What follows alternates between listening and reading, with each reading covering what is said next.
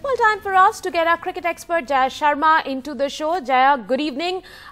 Would you say that it's the Australian bowlers who really won them the match today? 288 is a very little target, very small target in modern day cricket to defend. Yeah, of course. I mean, you can say that. But, you know, if you come in a different ball game after the test series and, you know, you were playing at the SCG, which is a very bigger ground in terms of, then I think the Australian batting lineup also did a remarkable job in between with three of their players scoring, you know, more than 50s. And then again, I think India lost the way when they lost the first 3-4 wickets in just 6 overs. So I think it's not about the score much, but how you go about the business, what matters. Of chasing, right. We have our first caller on the show, Jude from Mumbai. Jude, if you are hearing us, please go on with your question. Hello. Hello. Hello, my question is, it is a cause of concern as our middle order was being exposed today. They couldn't finish the game. Yeah. Of course, I mean, that's what I just said, that, you know, said and done, we were chasing and we had a target in our sight. And I think somehow Rohit Sharma and Dhoni somehow made things little bit easier in the middle. But I think the wicket of Dhoni created a havoc. And, you know, at that stage, at that point of time when you are chasing and you had a good partnership going, someone coming into bat, you know, it's not a good sign. So I guess India lost their way in that momentum where there were no much partnerships again after Rohit Sharma and Dhoni. Right. Talking about that wicket of MS Dhoni, well, India had taken the DRS just a few overs ago with Ambati Rayudu. Would you say it was India's inability to use DRS correctly that really cost them that wicket of MS Dhoni, which later when we saw in the replay seemed like a howler? Well, you know, as a player, I can say that, you know, sport is a competition of two players. It's not, yes, we have technology now, we have DRS system, we have lot many things coming up in the technological way, but ultimately it is the contest of two people. So I think, you know, things can go very here and there, and yes, it's a human decision, so you can't be right every single time, because when they took the DRS for Ambati Rayudu, so they felt that, you know, the ball was going towards the leg side, and I think at that moment, because they were not aware that, you know, the situation can be overturned like this, so I don't think so. It's human error, we can say. Right. We also have our next caller, Sanjay from Delhi. Sanjay, please go ahead with your question. Yeah, good evening to both of you. Good evening. And rather, you know, the same question which the first caller had put, you know, it is more related to Dhoni's form. And since we are looking at last few months, or you can say last few matches, Dhoni has not been performing. So as an expert, what do you, I mean, so for India, what are the options available? Because we have a forthcoming World Cup also. Right. And, you know, that is what I wanted to hear your view. Thanks. I think you have a very valid point in terms of, you know, when you look at Mahendra Singh Dhoni, and but there are few factors which I think the think tank is keeping in its mind, and that is the World Cup coming, and that is why I think they want Dhoni to be around, because he is you know, huge. He has a huge experience in himself, and I think going towards the 2019 World Cup, they would like to be, you know, around such a person. But yes, when we come to the, you know, if we can go for our alternatives in terms of Dhoni, I think Rishabh Pant is an exciting prospect, because, you know, he's taking both the parts very well. He's wicket keeping for India, and he is a tremendous batsman in itself. And not to mention that, but he is a left-hand batsman. Right. And so that is a very probable prospect, we can say. Right. So I don't think so. We have a win-win situation in both the hands where Mahendra Singh Dhoni is there. And if the things doesn't go right, we have some backup in terms of Rishabh Pant. Right. The chairman of selectors did say that Rishabh Pant will be in India's World Cup plans. But since India is now going with MS Dhoni and they are thinking of MS Dhoni playing all the way till the World Cup, would you then say, Jaya, is for him number 4 is the right spot to come? In fact, today at the press conference, Rohit Sharma also said as a vice captain, he feels that he should be batting at number 4. Yes, I mean, as I just mentioned, why Dhoni is still in picture is due to his huge experience. So that experience need to be pushed, in the top of the order, where he can take some time for himself, when he can just milk the innings, just build the innings, and he can play an anchor sheet role. And the later batsmen to come in can rally around him. And we know that, he always carried a tag of a great finisher. You never know that, if getting to number 4 position, he can get the momentum and then can explode from there. Right. We have our next caller, Kamlesh from Rajkot. Kamlesh, please go on with your question. Hello. Yes, sir. Hello. Yes, yes sir. Yeah, my question to Madam Jaya Sharma is this, that in spite of Rishabh Pant being in such a tremendous form, he scored 159 in Sydney in the one and only innings which he played out there. It was that why did they take Dinesh Karthik and why didn't they take Rishabh Pant? Because he would have been much better proposition for India. I'm not able to hear you clearly, sir. Okay, he is asking instead of Dinesh Karthik, why wasn't Rishabh Pant drafted into the team? That's his question. Well, I think, we have to look at a larger perspective here. I think, as you it's been discussed that we all know that Rishabh Pant rightly is there in the scheme of things. So I guess, being at the part of the management, if we see, so it is to see some prospects, some, probable prospects in terms of who can 2 or 3 slots can be filled in. As, the captain himself said that, we're not going to tinker around with much changes. But I think there are 2 or 3 spots will be open. And that's why I think Dinesh Karthik must have gotten chance. Right.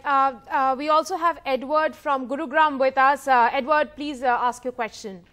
Yeah, my first question is, I have seen at least 3 of our players didn't have match for last 3 months, and then they straight away went for this first ODI. So they didn't have match practice almost close to 2 to 3 months. Why we can't insist them to play local matches and have a match practice so that they can be in some sort of competitive cricket they played, and they can play these one days as well. That's the first question.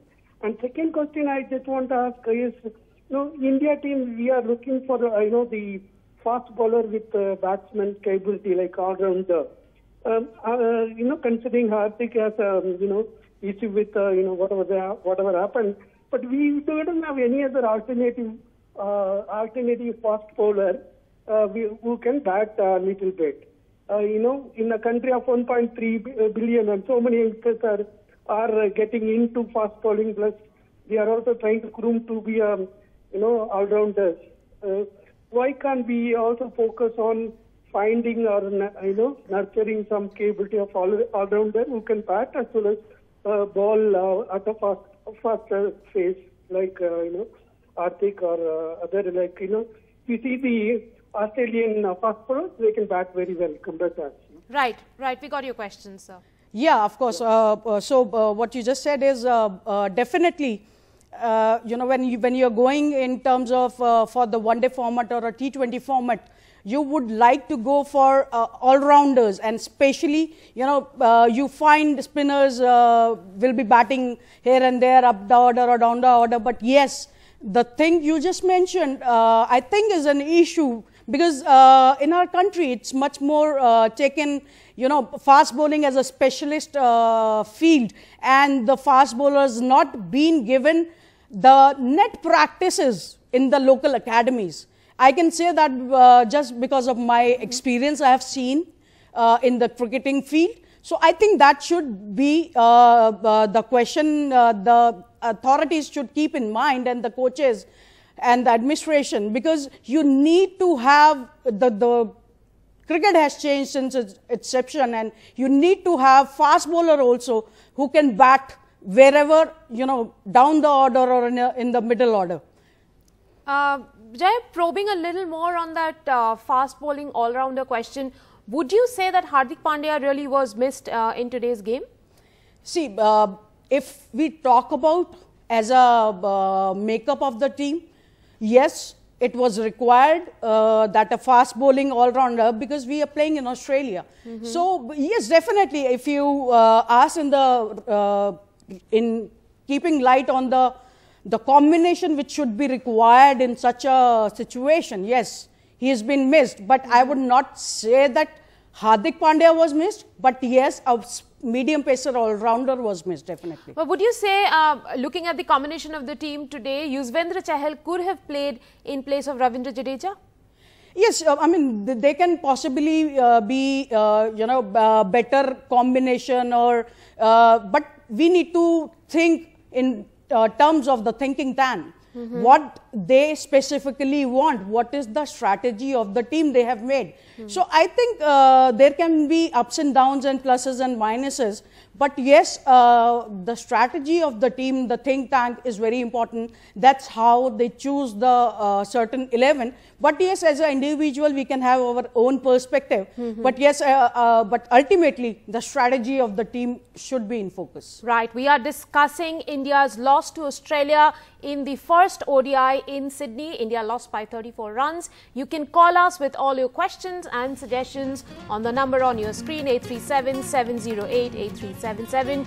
Time for us to slip into a very tiny break on the show. Welcome back. You're watching our special presentation, Australian Test for India, and we are taking in all your questions and opinions. You can call us on the number on your screen, 837-708-8377.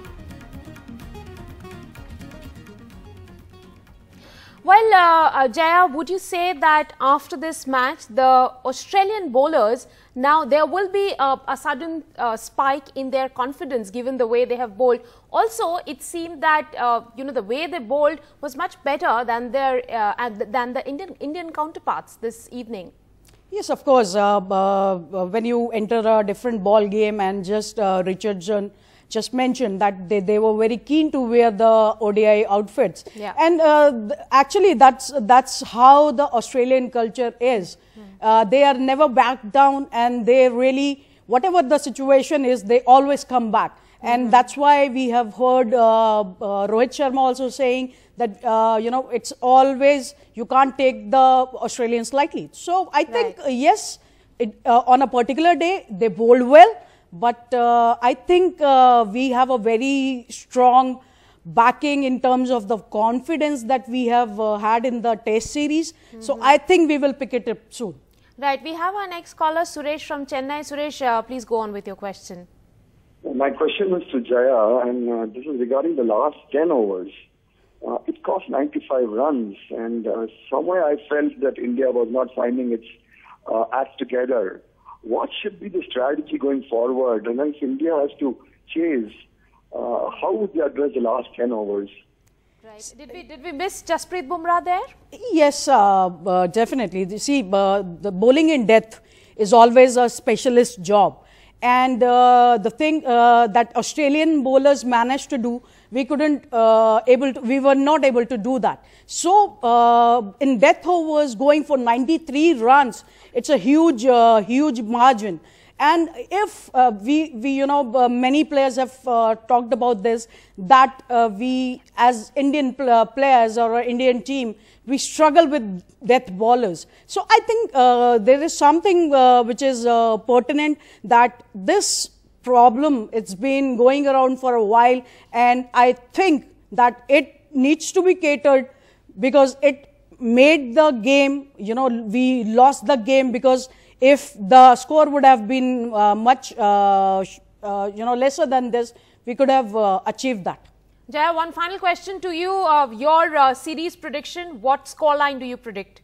I'm hoping for, and I'm, you know, I know that that's going to be an exciting series because now after the Test series, the Australia is in, you know, some way on the top, winning the today's game.